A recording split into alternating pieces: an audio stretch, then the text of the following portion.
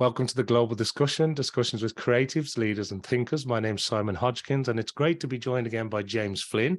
You're very welcome to the podcast, James. Let's begin by asking you to introduce yourself. Tell us all about your organization, the company, a little bit about maybe the journey of the organization, because I know you've made some fairly recent changes. So Let's get into it. Over to you, James. Thanks a million, Simon. My name's James Flynn. I'm the co-founder and CEO of Coso.ai. Which is a very recent rebrand about 2 weeks ago from Connect More, which was the original name for the last couple of years. And essentially what we do is we're building a co-pilot for your social media. So it links into your existing media, looks at the latest social trends, kind of what works well for similar businesses, and then automatically generates a content calendar for you, kind of generated with content that should in theory engage your target audience. That's a pivot from what we were originally doing a few years ago. So we set up a company a couple of years ago, basically, and what we built was kind of like a Google Analytics for your social media, where you look at competitors, we read in all the data and kind of show you the best performing topics and hashtags, the best times to post and all that. But it's very much a case of like the marketer needs to look at the data and make their own decisions. So that limited our market a bit, because the only people who really care about that data are people who are very into the social media marketing. But it's a bit of a, what's the word? Like basically that's not a good market, because people who care enough about that aren't really the good market for a product like that that's kind of targeted at beginners, but the only people that care about it are experts. So you need to bridge that gap where you're actually kind of creating content for people, is what we realized. And that was always the plan, but we thought we needed like Series A levels of investment to kind of build the AI to generate the content and stuff. And then obviously over the last couple of years, AI has basically become free. So we scaled the initial product a small bit. We signed up by 270 businesses last year, and a subset of those are paying us. But kind of at the end of last year, we decided how could we accelerate growth? And we went back to the drawing board a small bit, talked to a load of customers, and basically moved a roadmap forward by about 2 years because of stuff like ChatGPT, and then kind of other AI systems that we've kind of built ourselves, leveraging a lot of open source stuff. And yeah, here we are. That's a brief intro, I suppose, of the company at least. But yeah, for sure. And James, obviously, we've spoken before when you sort of, I don't know how you weren't long into that previous company, I think, when we were talking last time. Yeah, it was probably about 2 years ago at this stage. Yeah, and was it something that was sort of a slow realization? Was it something where you just all had to sit down and go, no, we've got to make a change, guys? What was it like? Because I'm always intrigued when companies have to, and the buzzword is pivot in inverted commas, but when you have to pivot, whether it's because what you originally set out to do needs to be enhanced or improved or change direction slightly, or whether it's completely the opposite, meaning just what we're doing isn't working, we need to change. But the decision to pivot on something that you've spent years developing, it's not an easy decision for founders, is it? No, it's not. And I think I don't have a clear, like, I couldn't tell you it was like a planned decision as much as like essentially. So like, if you go back to like 2021 was about, so I don't have a background in marketing. I'm now the CEO of essentially a marketing company. So I'm just like a software engineer by trade. And so was my co-founder. So 2021 was really just about like building a kind of an MVP and kind of starting to understand the market a bit. And we onboarded some kind of early test users, but weren't really charging anything. And then we thought we kind of had, like, we're both first-time founders, right? So we kind of, suppose we misread the signs of product market fit, it's fair to say. So we tried in 2022, then we were like, cool, we have some early users that seem to like it, based on like the metrics we're tracking. 2022, let's scale sales. So we got a bit of investment, we hired a couple people. And then last year, we tried to scale sales for probably about 6 or 7 months last year. We were really trying to do that. So we tried a few different avenues. And it was my first time trying to sell a SaaS product at scale. So it's very hard to kind of realize like what are the good signs, what are the bad signs. And you don't realize till a month later the mistakes you were making at the time. And there's all this stuff. But it's all part of the startup process. And over the course of like 7 months, we were able to acquire customers through different channels. Like we were doing pay-per-click ads, we were doing SEO, we were doing LinkedIn content for like inbound sales, we were doing outbound sales to a few different verticals. And every time we tried one of those methods, we were able to get people to sign up to the platform. We were able to get maybe 1 or 2 of those to actually convert, but not in like a scalable way. So our price point with the old product was like €50 a month. So really, to scale that, we need people coming on, and like a kind of product-led growth strategy where they come on, they sign up themselves self-service, and a subset of those convert to customers. And we just we're seeing like 1% conversion rate on the free trial that was self-service. And the outbound sales stuff was a bit better, it was about 20%, but like that doesn't scale with a €50 a month product. Unless you have retention. There is some companies that actually do that, some SaaS companies, but they've like their average like retention rate for a customer is like 4.5 years or something, something crazy. And we didn't have enough capital to wait around 4.5 years to see if it would be cost positive. So that was going on last year, and then we were slowly kind of running out of money. So because we hadn't scaled, when we brought on a couple of lads, we said we could pay you for 7 months. After that, if we don't hit these investment targets or these revenue targets, like that will be the end of it. We were doing monthly all hands, so everyone was briefed on the situation. Everyone knew month over month what was happening, and over the course of the year, like our targets and our reality kind of diverged more and more. So around about the end of last summer, we unfortunately had to let a couple of lads go that we hired. And at that point, we were like, cool, okay, do we continue, or do we like say we had a good run and kind of move on to something else? And we considered it, and we could see there's something there, there's some value there, but how we productize the cool tech we've built wasn't really hitting the mark for the people we were trying to sell to. So at the end of last year, kind of like Q3 into Q4, we just talked to like loads and loads of customers. So I just spent a couple months literally just talking to customers, and then we basically came up with like 17 different problem statements of customers, and then sent those out to a few hundred people on LinkedIn in like a survey, got them to rank their problems, and then we came up with basically 2 kind of clear problems that we weren't optimizing for with the initial product, which we were originally optimizing for analyzing your competitors under the assumption that people care about their competitors, and then also increasing the engagement of your content, which seemed to make sense on a surface level. We thought so. When we actually talked to marketers for like a blank canvas, the 2 things they actually cared about were more about reacting to trends and producing more content, more volume of content. Which really the net result of those is increasing your engagement, but they don't think about it that way top of mind. And that's kind of what part of the reason our message wasn't hitting home. So we came to these conclusions, and then we also looked at kind of the AI side of things. So we had all these cool stats that we were tracking for accounts. And obviously AI got very democratized in the last couple of years, very, very cheap. So now we can feed, without having to get millions of investment, we can actually feed those stats into AI models and kind of get out really interesting results for our customers.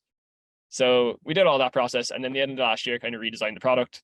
We're hoping to launch the very basic version by the end of March to kind of some early trial users that we've got through our market research. And our feedback seems to be quite positive. But we'll see. We'll relaunch and see what happens. Once again, we've got enough runway till kind of Q3 this year. And if it doesn't go well this time, or we don't scale to the point where we need to, we'll be back to reconsidering if we're going to pursue it further. But yeah, it's all, it's this kind of the startup cycle. Yeah.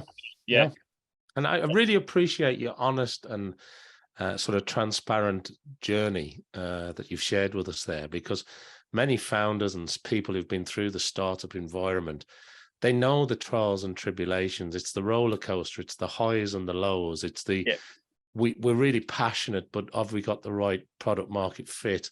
And maybe we've got the right product market fit and we're passionate, but we're running out of cash and we don't have enough runway to develop exactly what we want. And we've got to convert these customers, and to get them to convert, we've got to pay more money. That's not going to cost in because we don't have, So I understand all that, and I really appreciate you sharing that with us. But the one thing that rang through when you were talking there, James, is last time you sort of hinted that you'd made a few assumptions about the product market fit, whereas this time you seem to have gone out to those customers initially and said, hey, what do you think of this? You've kind of done those little surveys. You've got in touch with that community that you're going to be selling to. And it's that data that's come back in this time to help you with the repositioning, right? Yeah, I think it's not that we didn't talk to people last time. There was a bit of ego at play in terms of like, we were like, we'll figure it out, we'll build the solution and it'll work, and we'll figure out everything, like whatever the gaps are. There was a bit of that, but I think we talked to a similar amount of people last time, but how we talked to them was very different. So we didn't know how to conduct proper customer interviews. So it was a lot of like kind of leading question sort of stuff, and we were like propositioning them like, okay, like if this existed, would you use it? And everything that sounds vaguely useful for anyone, right, they're going to say yes to that statement.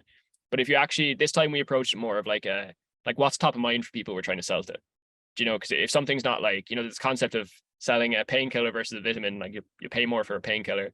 Or like what one of our someone we chat to a bit for advice put it in a good way, which was like, if something's not in someone's top 3 problems, they're not going to pay for a solution to it. So we approached it more from that kind of way this time, kind of a bit, like way less ego and way less like not asking leading questions, stuff, just blank canvas, like what are your problems? What solutions are you using at the moment? And then you kind of come to way better conclusions with that, because you're not like, it's not like a local maxima of like problem solving. You actually have a blank canvas and you get to like the real maxima for that person in terms of like what they actually care about. We think. Prevailing wisdom and advice and talking to people, we think we're on the right track. But like we've got really good positive feedback on it. We at the moment we essentially just have a teaser landing page. Like we've got a load of companies sign up for that themselves. So it seems to be hitting home, I guess. But you don't really know until you build something you have in people's hands whether or not it's going to stick, you know. But Yeah. no, we think we're in the right position. We think we're on the right track at least. Yeah. Yeah. Well, I got to be honest, as an outsider looking in, I think the repositioning is very smart. I think the name itself, you know, on a little .ai is very, very hot at the moment. I think that's certainly going to help. But I love the idea of your social media co-pilot, because I know it sounds quite simple in one sense, but immediately it tells me what the product does. It's like having this guy next to me or this person next to me who knows exactly what needs to be done here. You're going to help me through this stuff. And I think it's a very smart choice of words. So you obviously put some thought into that. Yeah, we've actually been trying to rebrand, like come up with a new name and tagline for the company for the bones of a year, even before we decided we were changing the product completely. Yeah. And there's a lot of candidates over the past. We met for a couple hours once a month for the past like year or more, and just like had a whiteboard and we were just banging out names. And the closest we got last year was Congent, which just kind of sounds conceptually kind of cool. But we sent it out to a few people, and more than one person came back to us and told us it reminded them of the word congenital. So we took a pass on that one and went back to the drawing board. But yeah, no, we kind of, I think what helped us was GitHub Copilot came out, which for anyone listening doesn't know, it's like a coding copilot, and it's getting rave reviews. So I think subconsciously, even though we didn't consciously make that correlation, I think that kind of, because we were talking about AI assistant for your social media or like an assistant for your social media and stuff, but the copilot thing kind of is nice. It's very, people know what it is, and it's more like action based as opposed to like an assistant, if that makes sense. It just sounds more like interactive, I think. Yeah, no, I think for a bunch of savvy software engineers, you've come up with a really great marketing positioning here, and your audience seem to be liking it. And with your new sort of sign up and join the waitlist kind of approach to the market, it seems to be really resonating with people. So, you know, fingers crossed, James. But it seems to be, as you say, I think when you've been through a little bit of pain, a little bit of turmoil, a little bit of re-engineering, you're always a little bit hesitant, aren't you, to say, oh, no, we've got it this time. But it kind of feels like it's heading in the right direction, right? Yeah, ironically, if you were talking to me a couple of years ago, I would have said we do have it, and I would have been very, very far from the truth. You know, it's, you need the couple of battle scars to have a bit of the healthy cynicism, and that keeps you on your toes and keeps you doing more user research, and you know, keeps you, you know, in a kind of a learning mentality as opposed to thinking you have the answers. And what about this? There's two things I want to talk about. I want to talk about funding, and I want to talk about AI.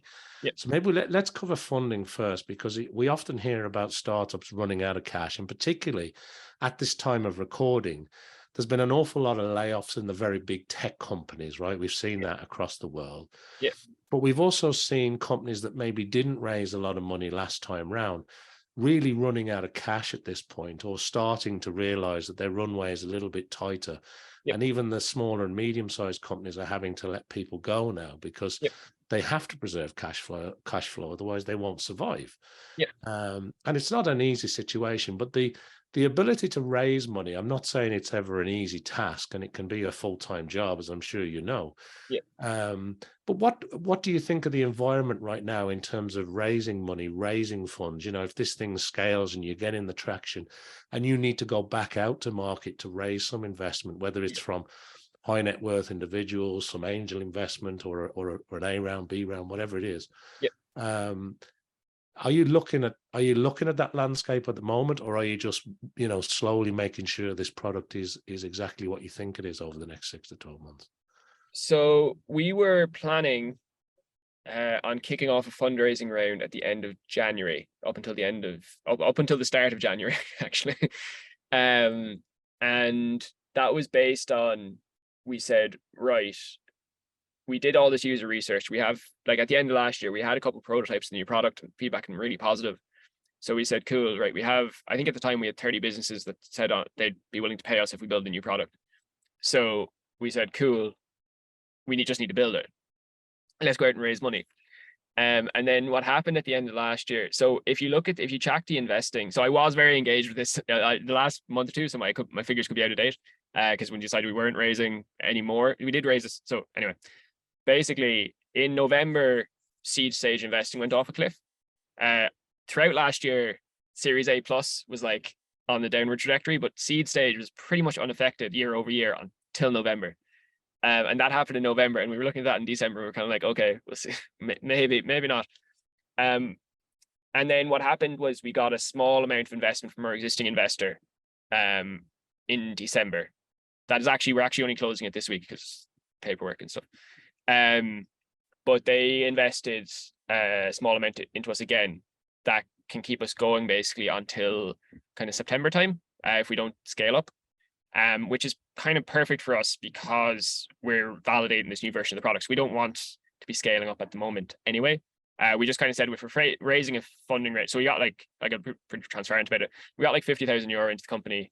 In the meantime, I'm working part-time as an IT director in like a nonprofit to cover my own rent and stuff. So that's like basically just business expenses for the next kind of 7 months, which is grand. We can hire a couple of contractors to kind of help us build the product and all that. But yeah, we said that keeps going till then. If we were raising a larger round, like the original round we were looking at was like 1.2 million. If we were raising privately proper, like the full thing, we were going to try to raise the large amount. I think if we were 12 months prior, we would have gone ahead with that. But looking at fundraising going off a cliff back in November for early stage companies, and then if you look at it like the stats, the kind of three, roughly speaking, there's exceptions, but roughly speaking, the three profiles of entrepreneur that can raise in any environment are second time plus entrepreneurs that were successful or reasonably successful in their first venture. People who have like deep domain expertise, like PhDs in AI can raise for AI companies no matter what the environment is. Like, rule of thumb, obviously there's exceptions. And all the other people are like VPs and stuff who've worked in kind of similar companies. So if someone's a VP of Google, they'll even start a tech company, they'll probably be able to raise. We were looking at those three boxes and we didn't fit in any of those boxes. So we said, cool, if fundraising, there's 50% down the number of early stage investments happening year over year in January, we feel like we're in that 50% that 12 months ago probably would have been able to raise, but maybe not now. So for all those factors, we basically decided to hold off on raising. I think we're planning on an autumn raise if we get the traction that we want to see, which we think we've got a good chance of getting, because then that puts us into that kind of fourth tier, which is companies that have traction can kind of always raise, if you have the right metrics, the right traction. So that's kind of the category we're trying to shift ourselves into. But obviously to get there, we need to relaunch product, build up a user base, have good feedback, all those sorts of things, as opposed to being able to raise on like user feedback and promises, which you were able to do like 12, 24 months ago.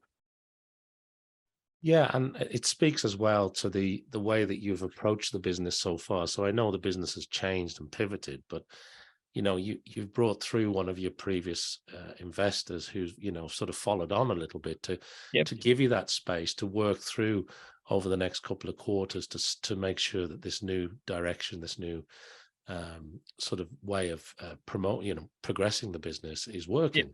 And then who knows, you can always go back out looking for money, but timing is everything, and making sure that there's that you're investing in the right thing. And I know it can be very frustrating for founders, and you look back and you say, oh, we should have raised the money then, and it's always difficult to say, no, not now.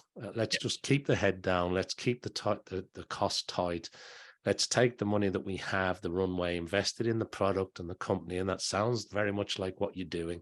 And I'll cover my own costs somewhere else. And I know it's not exactly, living the high life. I understand that as a starter, but that's what investors want to hear. They want to hear that the business is getting the attention, you're doing everything you can to Yeah. get that business going. But when you go back out, as you say, it's a very different story then, because you've got traction, you've got history, you've brought investors through, Yeah. and it should be a very different landscape. And of course, now coming on to the second thing I wanted to ask you about, which is this wonderful world of AI that we find ourselves in. Yeah. It is the hot ticket. It is the thing that everybody's talking about. It is getting funding. People are investing in AI technology type companies. And I just want to get your view as somebody who has not only, you know, I suppose benefited a little bit, if I can say that, from the Yeah. fact that the costs of using AI technology and tools has significantly dropped down to the point where you can use some of it if you can get on and it's not congested or busy. You can use some of it quite freely now. Yeah. And you can develop your own sort of AI tools, of course. But it seems to have opened up a whole new opportunity for the startup environment, for people involved in this space.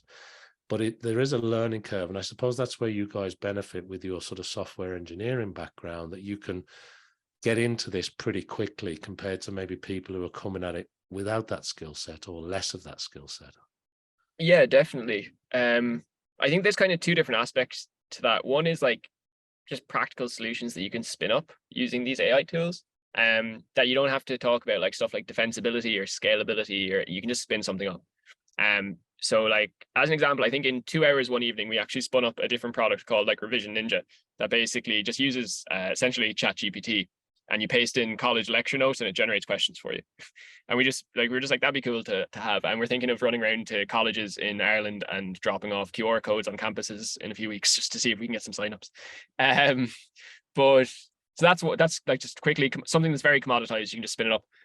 And then there's tools where you want to go the VC route, right? You want to build a company around it. Then you have to talk about like defensibility.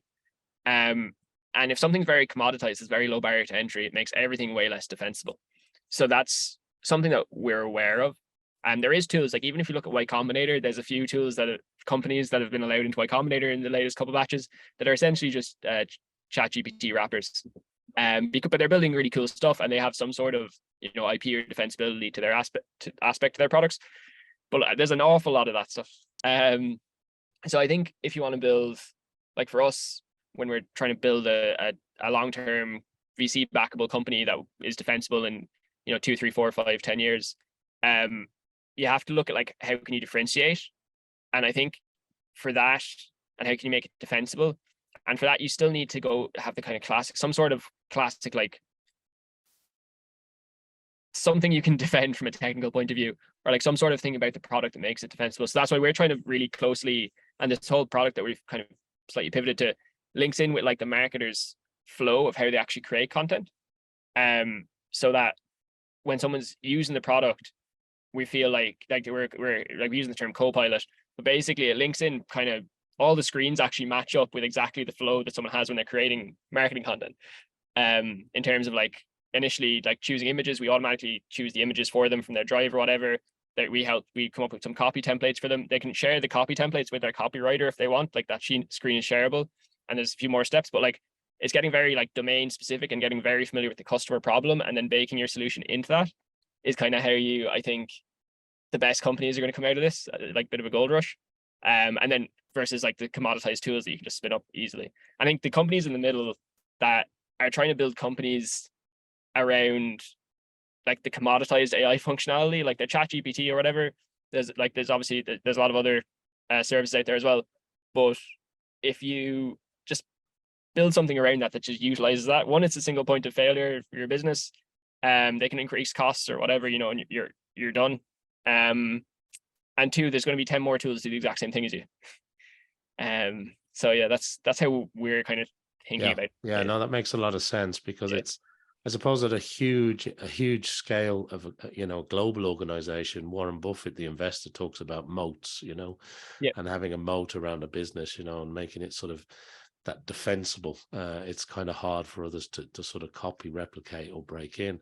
Not always the case in today's world, but I suppose, like I love the term that you used there, just a ChatGPT wrapper. And that's what a lot of people are doing right now. They're just wrapping it up, using it in its bare bones. But it's a bit like building a business on a one of the big social media platforms. It's not your platform. You don't own it, and the rules can change overnight in the blink of an eye, and it's gone. Yeah, exactly. So, yeah, you've got to provide the value add. You've got to provide that little bit of uniqueness to it. Of course, you can use it. Of course, you can scale with it, but it can't be the only story with a very thin wraparound. So I totally agree. Yeah, no, definitely. Yeah. But what are your views on just aside, away from your own company for a minute, but just the speed at which the AI landscape is changing? Because some of the stuff that I'm looking at, and I'm sure you're playing with at the same time, it is mind bending at some of the stuff that we can do now that we couldn't do 5 years ago, 2 years ago. Yeah, or 6 months ago. Yeah. Yeah, no, it's crazy. Like it's wild. It's the next kind of like, I don't know. I feel like someday someone's going to crucify me for this, but like for myself at least, I'm thinking like about it. It's my own version of Web 3.0. Like the initial, you had like the the static web or whatever. Then you had the more dynamic web that was kind of interactive and worked on phones, for example. Right. And like for me at least, the true Web 3.0 is this kind of AI empowered web where AI is baked into everything. And that's what we're going towards. Just every tool is just going to have really clever AI systems built into it that are very cheap to implement. You don't need a PhD in AI to do it. You just some basic software engineering skills, leverage an API, and it's amazing. Like the even looking now on like Product Hunt. I don't know if listeners will be familiar with Product Hunt. Basically, you can launch little tools, like people launch tools and apps, and like even companies on it. But basically, every week there might be a couple hundred tools nearly launched on it. And you can see over month on the newsletter, it's like more and more AI products. And they're all like really cool little point solutions that are like, took a software developer a couple hours to spin up, but they're like incredibly useful for people.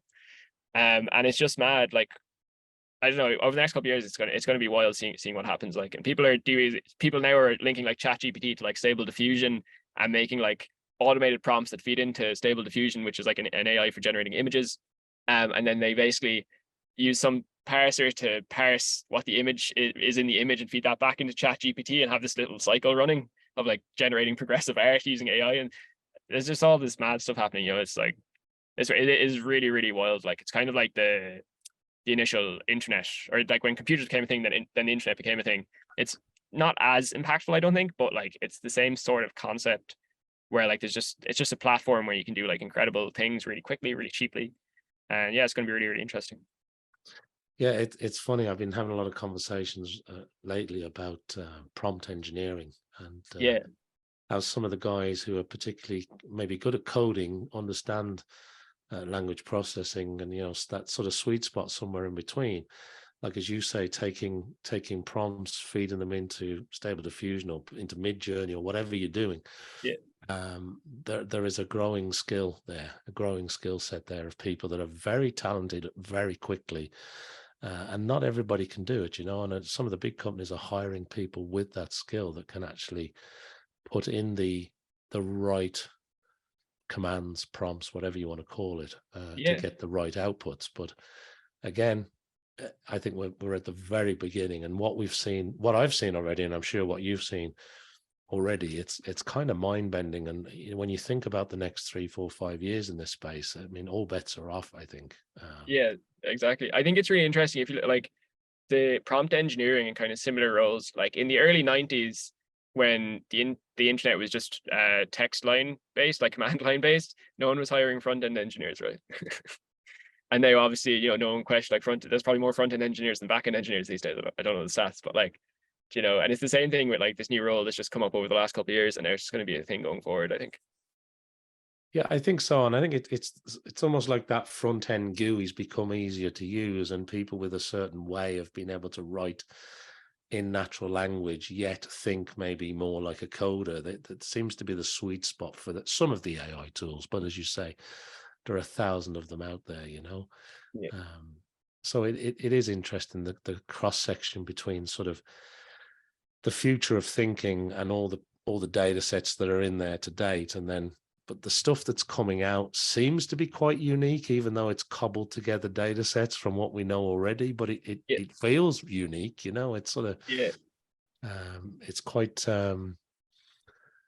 strange in that regard, because even though it's doing the best it can with data that it has, it is for all intents and purposes, producing new content and new data that's not out there. But as the machines continue to, as you say, refeed and loop back into the machines, it'll become very interesting very quickly with a flood of content that's no doubt on the way. Yeah, definitely. It's yeah, it's going to be super, super interesting.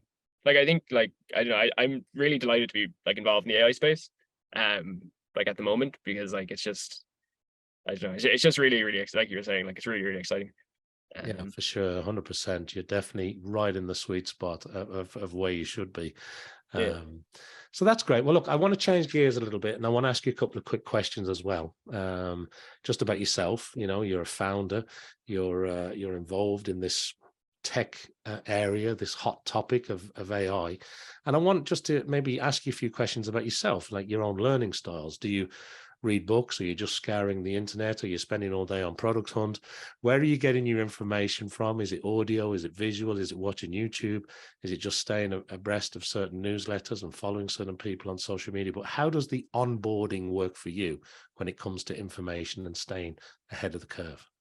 I'd say so. In general, I'd say I don't know if you'd want to call it like a mixed learning style. I listen to podcasts. Like podcasts are more usually around like business stuff. Um, I'm subscribed to a few newsletters as well to kind of keep up with the tech world, like the information and the product hunt newsletter and stuff. And I'm kind of we're actually in a startup space here in Dublin, where there's a few really interesting companies. So I'd be chatting to people in here. Twitter is like a bit of a hive mind, especially USVC Twitter. Like I follow most of the big USVCs on Twitter, and like week over week, it's like I don't know what it's like. I don't want to say lemmings, like that's a bit derogatory, but like something new comes out and it's like shiny, and they're all like banging on about it. And then the next week it's like something else new shiny because they're all banging on about it again. And it's a bit of like, you know, stuff gets overhyped, but it's good if you like can parse out the hypeness. There's actually like really useful, interesting stuff, like insights that you can glean. And LinkedIn as well and stuff. And kind of, I follow a few people on LinkedIn. I couldn't even name the specific people to be honest, but I definitely follow people on LinkedIn who are regularly kind of keeping up. So I get it from all these different sources. It's kind of baked into my day, and whether it's business stuff or AI stuff. And a couple of WhatsApp groups as well that are talking about business. And obviously, naturally, like any startup founder group at the moment is banging on about AI because like half the startups are AI and the other half are using AI. So yeah, Very uh, good. yeah, So quite a mixed learning style, and also the importance of, obviously, if you're in some kind of a startup situation from a physical location perspective, it's also great to talk to other co-founders and, you know, to share and discuss things in real life, which is probably not as common as it used to be for sure. But it's good to see that there's a nice blended sort of learning style across all those different platforms. And Twitter, for all its sins and its good points, it does give you a finger on the pulse of what the VC community are talking about in any moment in time, because they can't help themselves. exactly, yeah. Very good. Yeah. Okay. And James, the other thing I want to ask you is, there must be people that inspire you, whether they're business people or people outside of the business world that inspire you, that you look up to or that you've learned from, Yeah. or maybe a particular character trait. But when I ask you that question, what springs to mind for you? So I think that the two people that will be top of mind for that, at least one of them's slightly controversial. But that would be like Gary Vaynerchuk, who is a mixed bag. But I actually got into him during COVID, before I had actually quit my job to set up Coso. Um, he started doing this thing where he was doing like 5 days a week. He was doing a podcast at like early in the morning Eastern US time, so like in the afternoon for me. And basically, he's a bit of a, you know, he's got like multiple businesses. He's an early investor in like Tumblr and Twitter and a load of companies and all this stuff. So he like knows business very, very well. He's been very successful, and he just set up a podcast where you could basically, you tweet at him and he get you on the podcast with like your business questions, and he just sit there for an hour just answering business questions for people. And that was when I first came across him, when he was doing that. I forget the actual, is Tea with Gary V, I think it was called. But like, I don't know, I just developed like a very like a lot of like respect for him, and like looked up to him during that period. And he gave like really good business advice to people for free for like an hour every day. And like obviously he's advancing his own personal brand with that, and that's, you know, his whole game. But it's really interesting. And from that, then I've kind of kept up to date with him in the meantime, like in his whole, like he's very much I think one of his like core kind of beliefs, which also leads into the other person I was going to say, is around empathy and about how like you don't need to be an asshole to win. Um, and I don't know if he's ever said like a rising tide raises all ships or whatever, but like that sort of concept is something that he very much buys into. Um, so and that's something that I've internalized quite a lot as well. And then the other person that I was going to say is Brené Brown, who is an author who's written a lot of books around business empathy and stuff. So like one of her books actually, Dare to Lead, is probably one of the like most formative books in terms of how I run my business, and in terms of leading with empathy and having difficult conversations. And I think that's a core thing. Like one of our first value we wrote down for Connect More a couple of years ago was empathy as a value, and I've internalized that quite a lot. And I think it's very important, even for like myself. Like I would have been very hard on myself personally, typically throughout most of my life, and that's good and bad. It's bad for your overall mental health, but it's good in terms of being a high achiever. So good and bad. But I think I developed a lot of self-empathy over the last couple of years. And I think like Brené Brown is one of the influences in terms of that, because when you're trying to lead people and you're trying to be empathetic, you kind of have to look internally to yourself. So I think those two people would be top of mind. About very successful business people who also share a lot of values that resonate with me. Yeah, that's great. That's a winning combination right there. Hmm. The other thing I want to ask you is about specific advice. So is there anybody in your life or your journey so far, it could be back in your childhood, could be something that happened to you last week, but some advice that you think's really good, that you really, pour a lot of value into? Or is there some advice that you find yourself sharing with others that you think's really important? So one of the things that kind of I have internalized the most in terms of advice was something that my dad actually said to me a few years ago, which was that all of this could go away and you'll be fine. Which he doesn't actually remember saying to me. Because I brought it up a few months ago and he doesn't remember saying it. So it's just a throwaway comment he made, basically. But like I was like, oh yeah, that's actually true, and that stuck with me. And that like when last year, when we were going through quite a difficult period and stuff, that's something that kind of was top of mind a lot of days. And it kind of helps you to kind of separate yourself from the business outcome, because when you're working on something like 60, 70, 80 hours a week, it does become you to a certain extent. And I think trying to keep those you and the business separate, because like most startups fail, right? So it seems like a pretty bad idea to associate your mental health or your being with the startup. If statistically it's probably going to fail. So keeping those separate is something I've really tried to do. In terms of more recently, like practical business advice, there's someone called Ian Brown who actually runs an accelerator. He's like the managing director, I believe, of like an accelerator in Ireland. And I had a sit down and chat with him a few weeks ago. Now there is tons of people over the years we got really, really good advice from, so I don't just want to single out just Ian, but like this is just very recent. And we're at the moment obviously repositioning, rebranding the product and everything. So we had a roadmap basically for 5 months in terms of how we can get like a version 1.0 out the door. And then we broke it up into phase 1 and phase 2 because that seemed long. But they were both about 2.5 months. And I had a chat with him a few weeks ago, and he just said, well, what's the quickest that you can get something out the door that de-risks the product?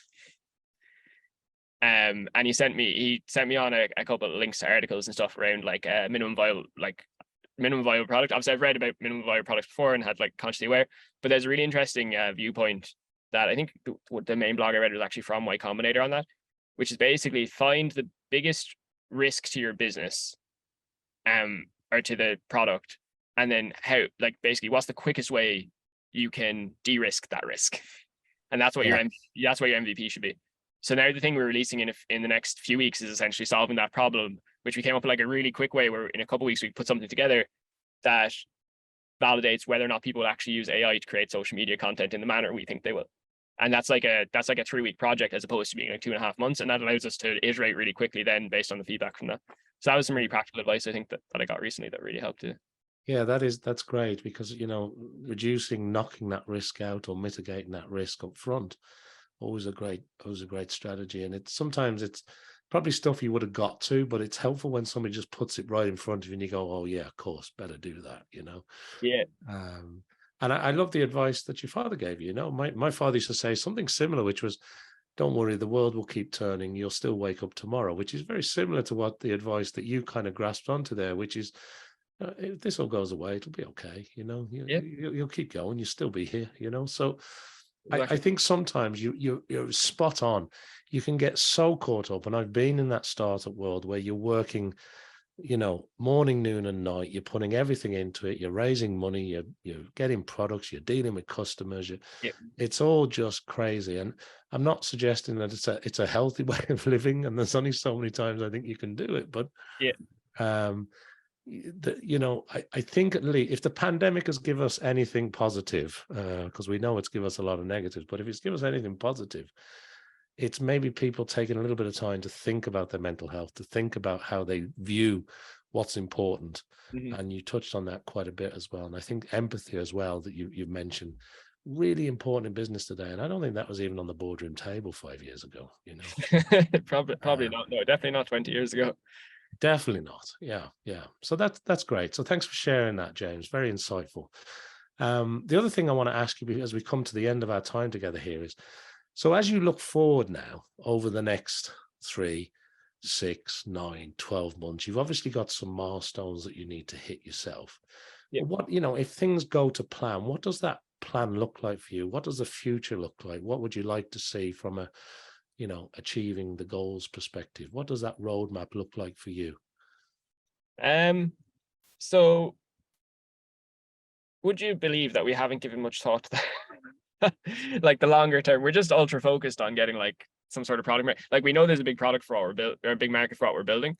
Like I'm not going to go into a sales pitch with stats around that, but like there's a massive market for the product we're building if we get it right, and if we get if we productize it correctly. So we're just ultra focused on that, and we know that will result in us doing a few million in revenue in like next year, the year after, if we get that correct.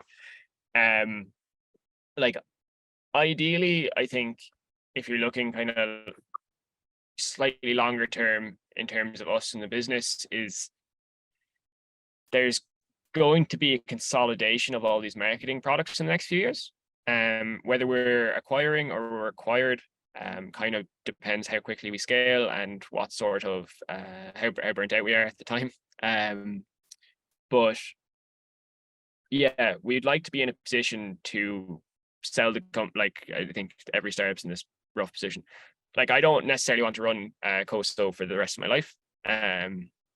It's very much like we have an opportunity, we have a really cool solution, we found a cool product, cool market and all that, and we want to do it for a few years and then exit the company for obviously a nice check size, ideally. But yeah, and then we'll see. And the next startup, I don't think I'm ever not going to be doing a startup at this point. I've got about a few ideas at the moment that I wish I had time to work on. So I'd really like to solve like human logistics is like that's my, if you want to say, that's my life goal, which is essentially DHL for people. So door-to-door delivery of people, like a travel agent empowered by smart routing algorithms and AI, where you own all the infrastructure, you own the bus or the taxi, you own the airplane, you own the section of the airport. You can get someone from a house in London to a house in Beijing owning the whole route. Very capital intensive, so we have to sell 1 or 2 companies before we can start that one. But that's what I'd like to run, a company like that kind of long term. I think it's really interesting as a problem. I don't think anybody's going to accuse you of not thinking big enough, James. That's for sure. But no, I get you. You're very ultra focused right now on the new sort of direction of the company, and that makes a lot of sense, right? Yeah. Because you've got a lot to do over the coming months, so that makes a lot of sense. Yeah. But also, it's very realistic to think that these type of organizations, you could probably run it for, the next 10, 20 years and make a nice lifestyle out of it. But you're looking for scale, you're looking for growth, you're looking to get to the point where this business is meaningful, making a big difference in the marketplace. And at that point, people, as you know, people start knocking the door looking to acquire you, or you start to bolt on other companies. And that's how the world works. Yep. But I know within there, you've got this entrepreneurial drive that's saying, but I could do that as well, and I could do that as well. And I think one of the challenges, isn't it, for people that have that sort of entrepreneurial spark, you've got to stay focused in the now, and you've got to deliver the now. But you seem very much in that frame of being ultra focused right now. So yeah, exactly. We'll see on the proof point. The key thing we want to establish in the next few months that we're focused on is we want to see if we can generate a bit of a network effect. Yeah. And that's like a massive product market fit indicator for us, because we're quite a low, we need product led growth. So ideally, like we've already got us, like even when the waitlist signups, we've got a couple of referrals for waitlists from like people who are on it or people that we know who've been like, oh yeah, no, you should check out this when it's available, which is great. But ideally, once we actually release it and we get a handful of people onto it, then we have their friends or colleagues asking us for access to it. And building a product that, like, people talk about like a 10x product, like that's the thing. Like if you're building a product, it should be 10x whatever is the standard in the market, and that's really hard to quantify. Like obviously 10xing is quantified, but like what's that mean practically? So the closest thing I've been able to come up with is that when you use it for the first time, it feels a bit like magic.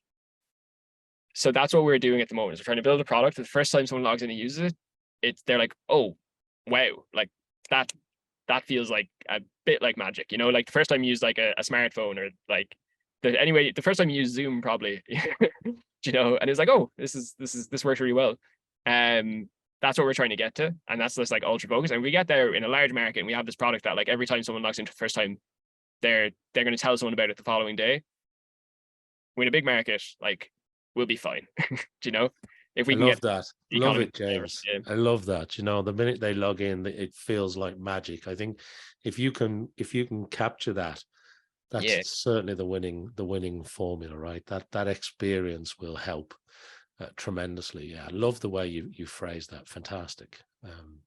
Appreciate Look, that. the last thing before we do run out of time today is there any other area that we haven't touched on that you want to shed some light on? And also, if people want to find out about the company or get on the wait list or find out a little bit more about what you're doing, where's the best place to send people to? Anything we haven't touched on? No, I don't think so. Thanks very much for having me, Simon. I appreciate it. I've been keeping track of the global discussion, the global interview over the last couple of years. So I appreciate that, James. Thank you. Evolving.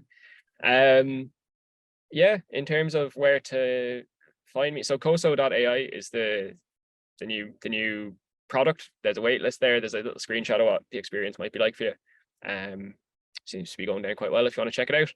And in terms of where to find me, probably like LinkedIn is where I'm most active. So James Flynn, Coso, I imagine I don't know if there's going to be a link in the description or something. But like that will probably turn me up. I'm on Twitter as well. Always trying to grow the Twitter following. So at James Flynn, I don't even know my handle, so that's probably not going to be too effective. But anyway, yeah, no, I'm findable online. I'm always open to chat as well. Anything to do with AI, marketing, startups.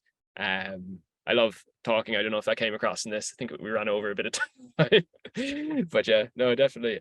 Feel free to reach out if I said anything that sounds interesting today. Yeah, no, that's great. So obviously on Twitter, LinkedIn, of course, and Coso.ai for people that are interested in this new Coso.ai. Thank you, James. Yeah. Well, look, that's a great place for us to come to an end today on this episode. So thank you so much indeed to James Flynn for joining me here on the Global Discussion. Thanks to everybody who's been watching or listening to this episode around the world. Please like, follow, subscribe, do all the things I need you to do to help support the podcast. And I hope you'll join me back here for more discussions with creatives, leaders, and thinkers. Continued success. And I should be watching closely, James. So I hope everything pans out the way you're planning. It sounds like you're definitely in the right direction. So continued success, James. Thanks a million, Simon. It's great to be on today. And yeah, thanks for having me.